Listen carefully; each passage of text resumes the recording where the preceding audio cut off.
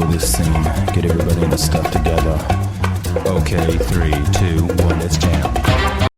All right, and welcome back to another episode of 321 Let's Talk. This week we're talking about the manga Lucifer and Biscuit Hammer. I'm one of your hosts, Shawn. It's your co-host, Jamal. And let's get into it. Let's talk about it. The details, yeah. Yeah, Lucifer and the Biscuit Hammer was written by Satoshi Mizukami, and it was written, the original ran from April 2005 to November 2010. As total of 10 volumes and roughly 65 chapters, because 65 is the epilogue.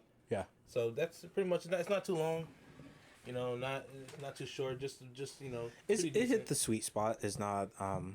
It's a decent length manga if you just feel like reading something quickly and entertaining.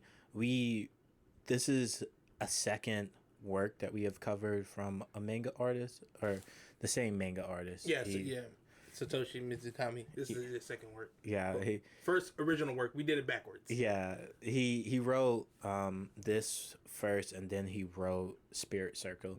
I know something cool you mentioned when you came through. You were like how you can see the progression. Yeah, I started. Yeah, so like we did an episode already on Spirit Circle. Mm-hmm. So when check that out. Yeah, it's really good. It's like episode 4. Yeah. Yeah. So when we read this one, you're like, okay, this is his first work, and then I see a lot of influences that he carried over towards Spirit Circle that I see when I read Lucifer and the Biscuit Hammer. Yeah, the same thing was happening to me. Like, you can see ideas that he was kind of playing with in this one, that he like just took it full circle. I think a cool element about him as a writer is I feel like he just likes telling a bunch of stories inside of a story a lot of times, because even this one, we get the opportunity to see him like tell stories of each of the individual nights. I guess we should give them a background of what this one is about. Yeah, let's start with that. So pretty much it's about like doomsday Biscuit Hammer looking thing is about to destroy Earth, and there's these chosen 12 knights are tasked with protecting the princess and helping to stop the mage who's laying down this hammer to destroy Earth. Mm-hmm. And that's pretty much the basic synopsis, but there's more stuff to go into it. There's going to be like 12 rounds where the knights and then the golems of the mages fight, and each and like until the mage isn't allowed to fight until all 12 golems are destroyed. And it's like Jamal said, there's more depth about why this whole like game kind of is in place, and why the mage can't just drop the biscuit hammer. But that's deeper into it. What did you like, or I know you said this one it was different from last week, where our roles are kind of reversed. I was like on it when we did Monster. You know, I was going through it when you said it was kind of a little tougher to read. Mm-hmm. For this one, I mean, it wasn't.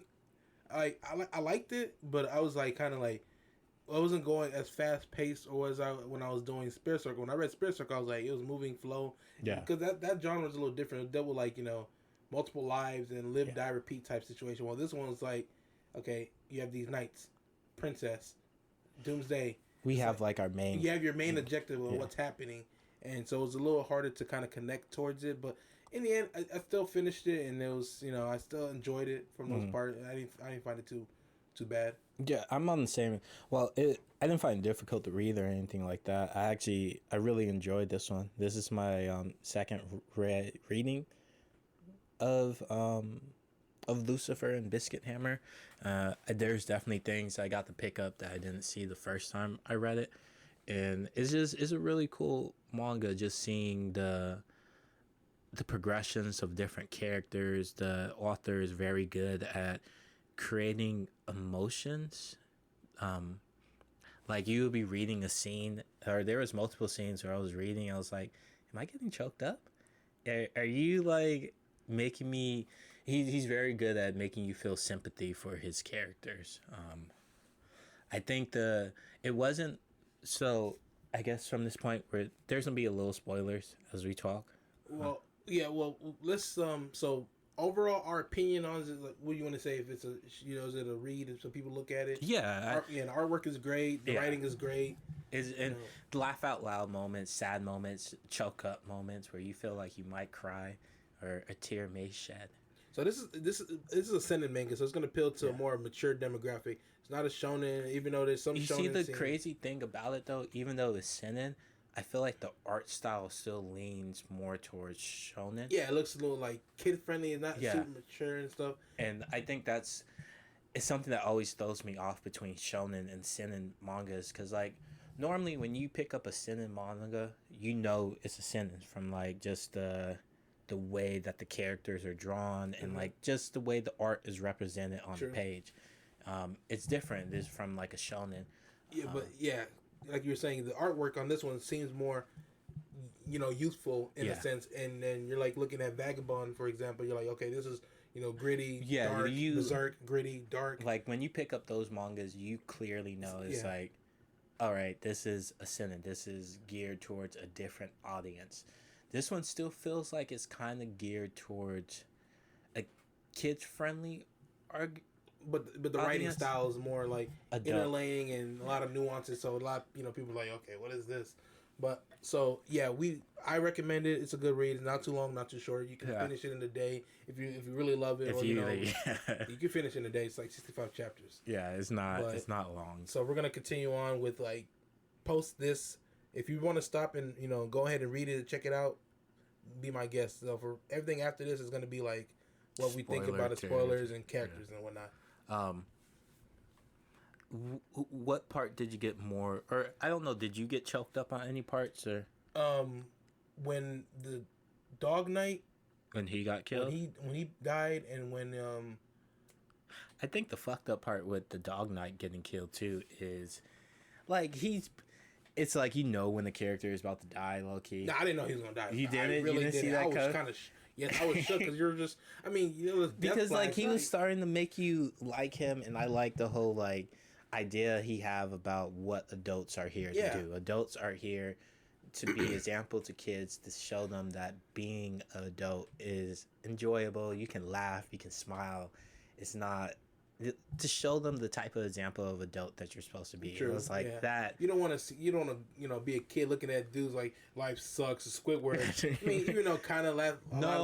It's real shit. Like you don't want a kid to see you as Squidward. Squidward's life looks trash. Yeah.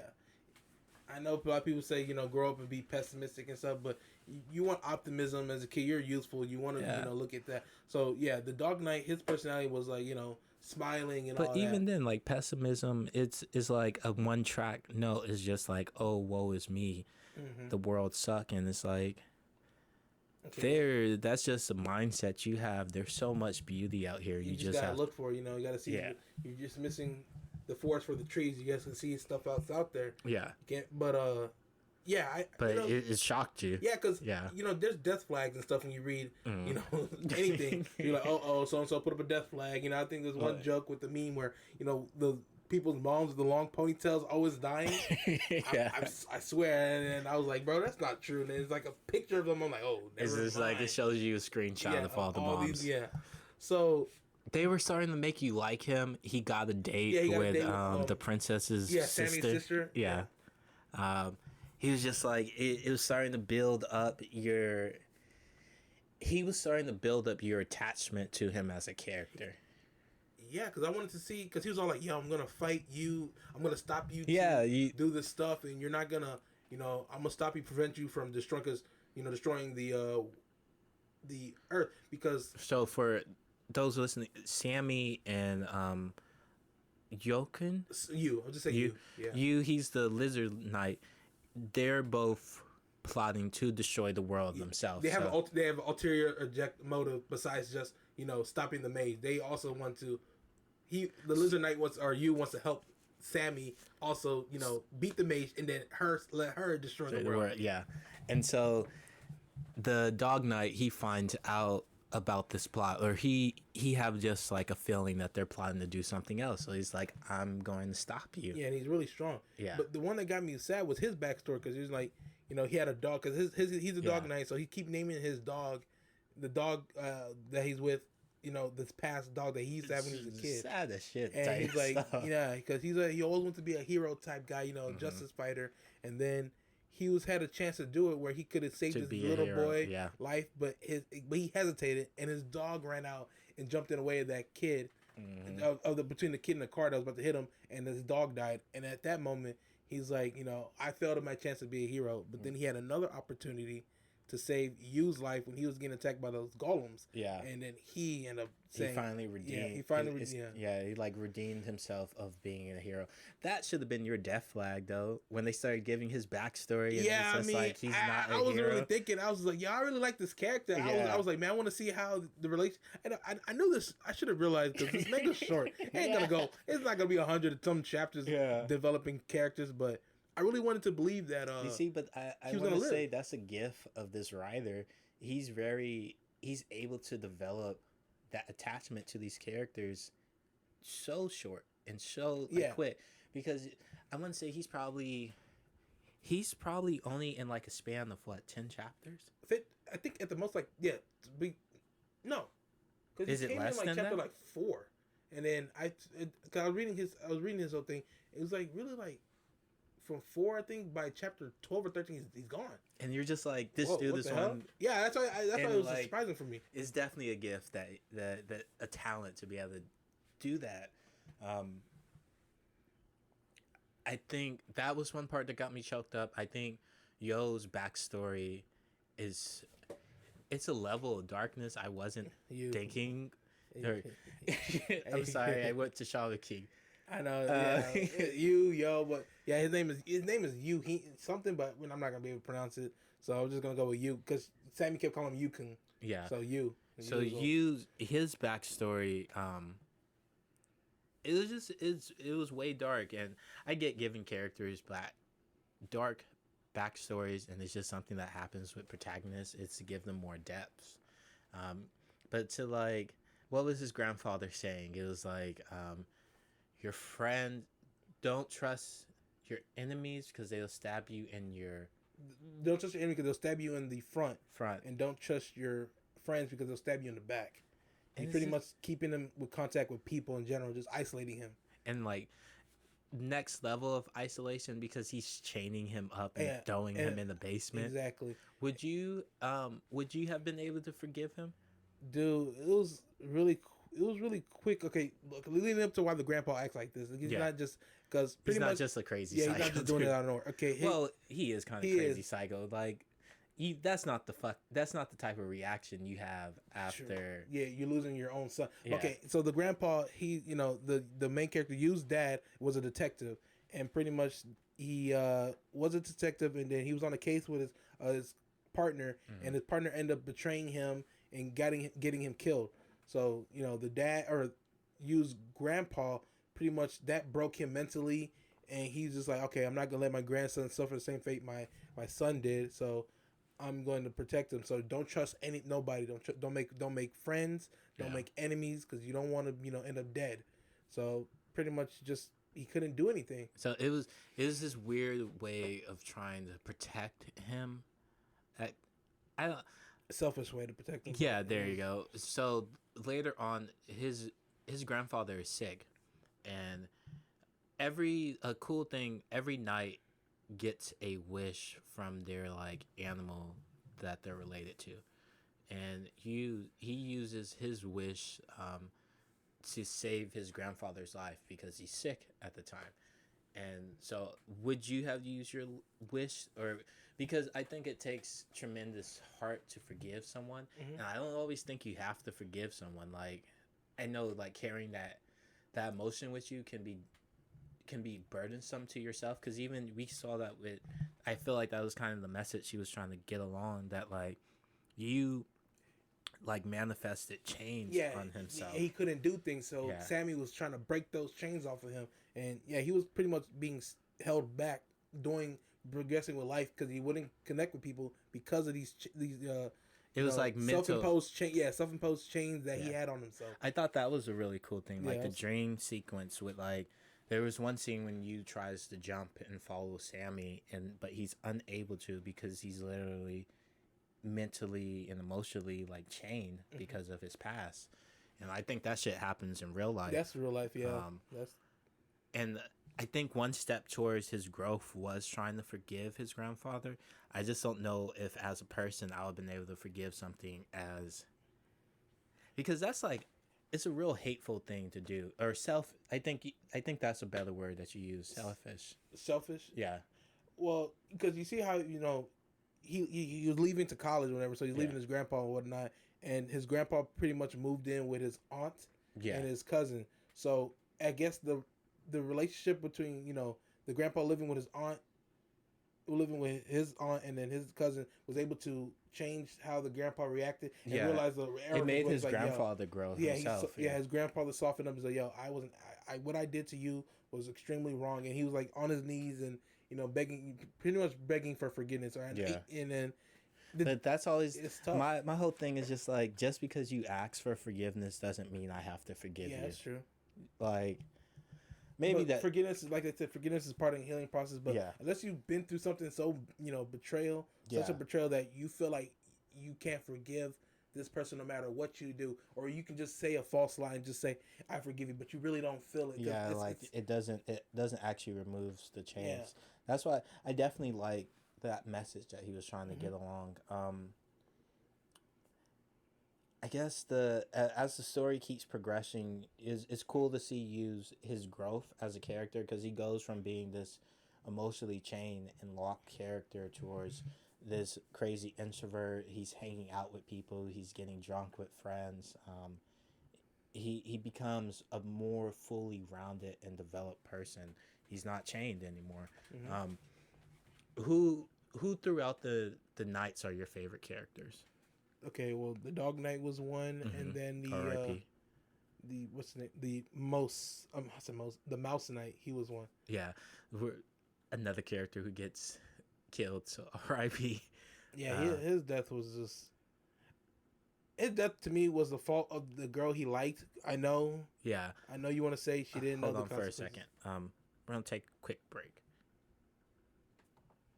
All right, sorry about that. But yeah, she didn't, like, it's not her fault. She didn't know that her axing.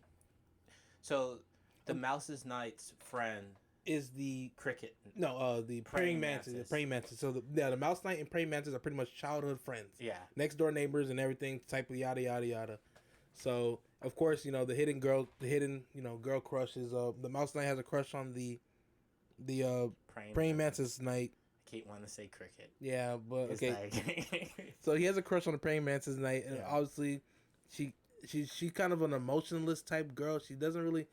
She comes off a little standoffish.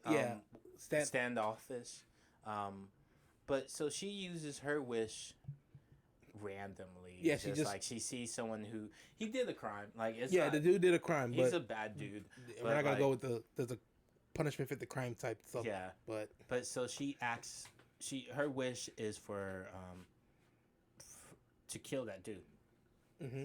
So the guy commits suicide, some kind of death note type stuff. The guy commits suicide and writes a note of all the things he did, and I did this, and then he kills himself. But there's a problem. The consequences is if you ask for somebody to be murdered, that you share the karma of that fate. So pretty much because your mortality like your rate increases and stuff. You're pretty much gonna be, you know, like you can't ask someone to get killed. Like, exactly.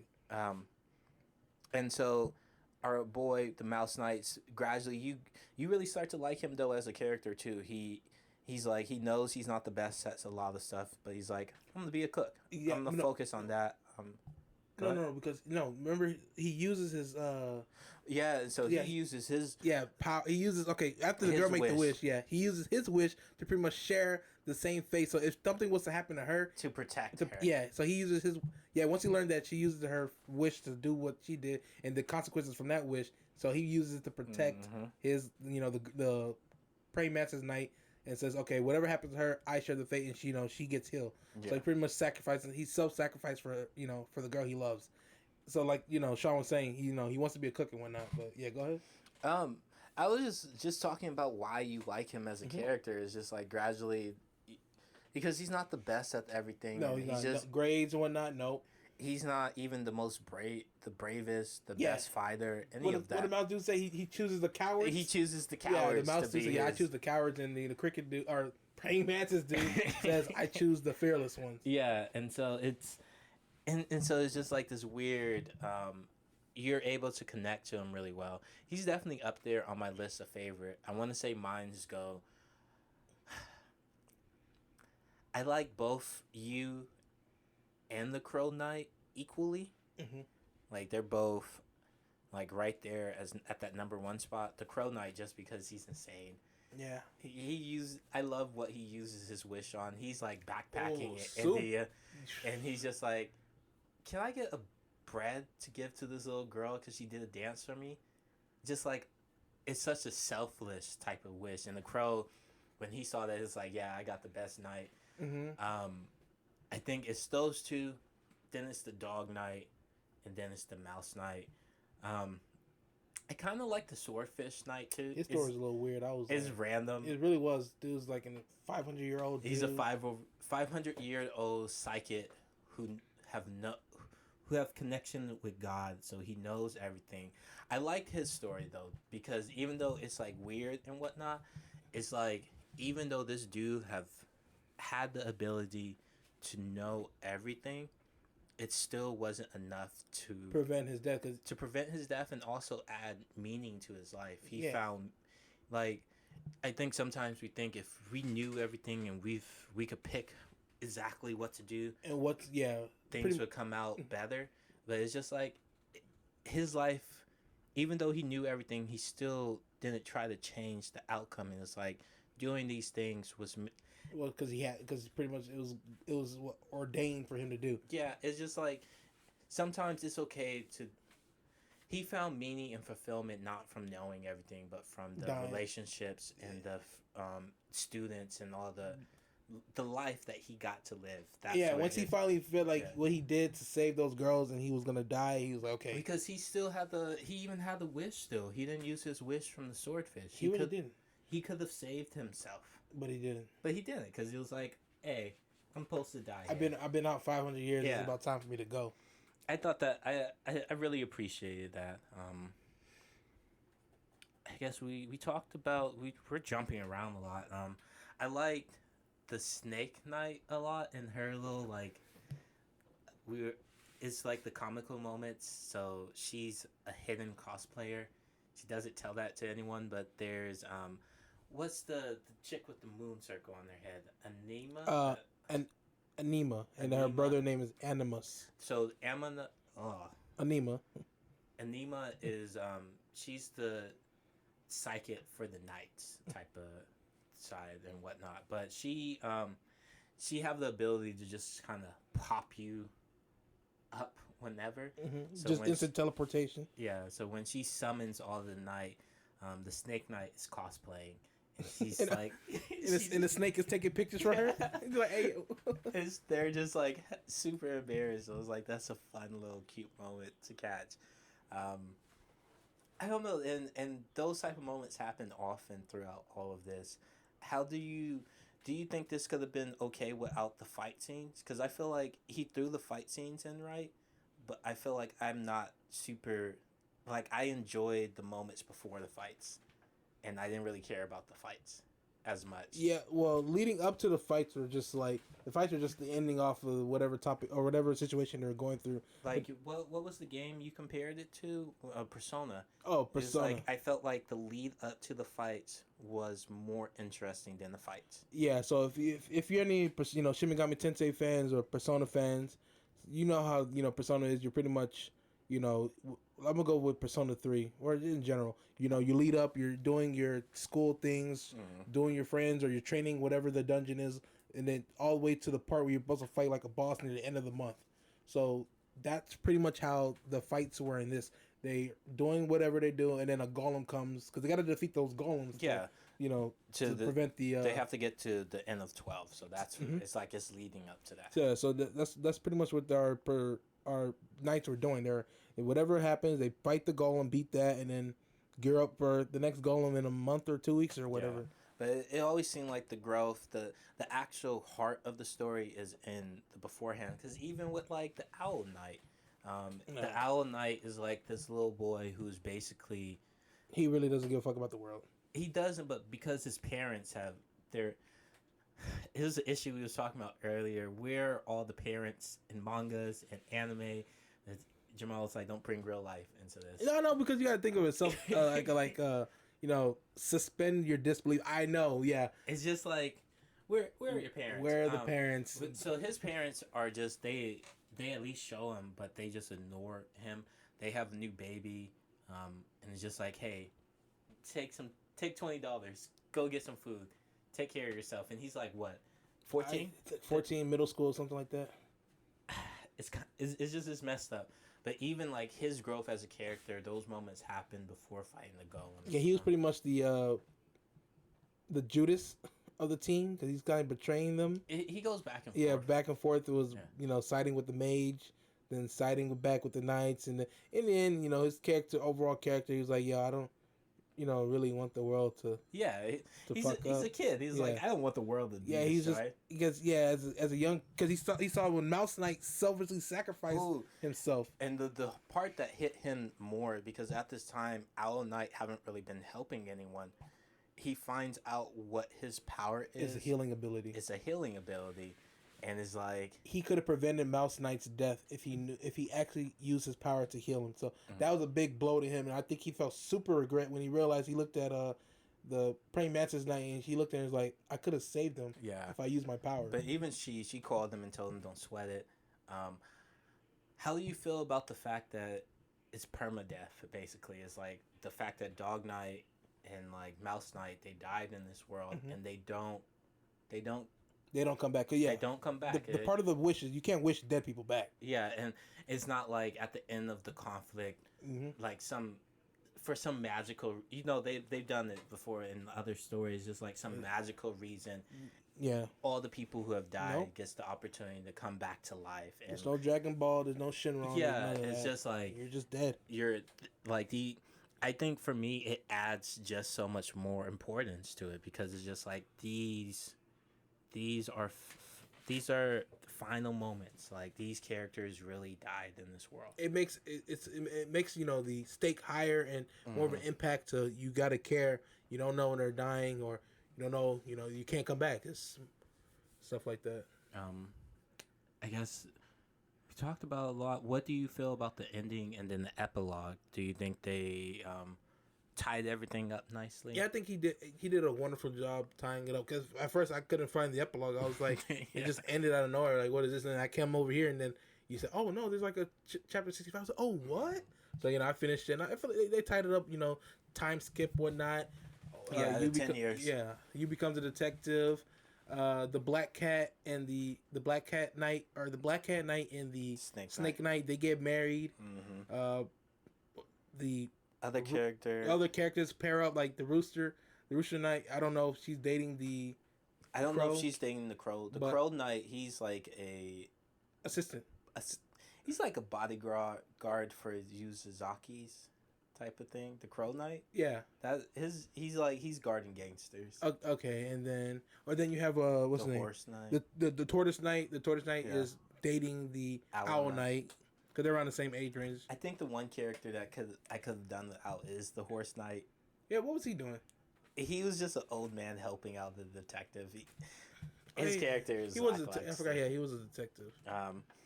Overall, I definitely think you should check this one out. Like we were saying earlier, if you have stayed this long, we appreciate you listening.